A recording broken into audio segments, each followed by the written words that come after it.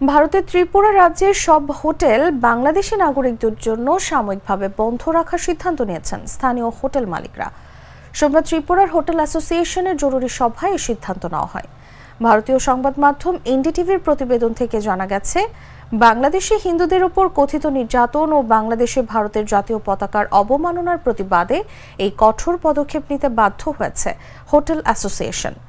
এ বিষয়ে অ্যাসোসিয়েশনের সচিব সৈকত ব্যানার্জি বলেন, বাংলাদেশি হিন্দুদের উপর নির্যাতন এবং চিন্ময় প্রভুকে অকারণে গ্রেফতারের প্রতিবাদে রাজ্যের সব হোটেল এবং রেস্তোরাঁয় বাংলাদেশি নাগরিকদের পরিষেবা বন্ধ রাখা হবে। তবে যারা আগে থেকে হোটেলের পরিষেবা নিচ্ছেন তাদের শুধু থাকতে দেওয়া হবে, অন্যদের পরিষেবা দেওয়া হবে না।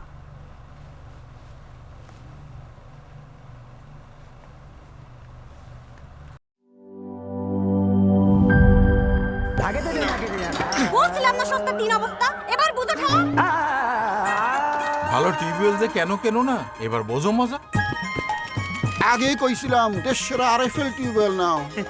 এবার আর ভুল নাই, আরএফএল ছাড়া উপায় নাই। অল্প চাপে বেশি পানির জন্য আরএফএল।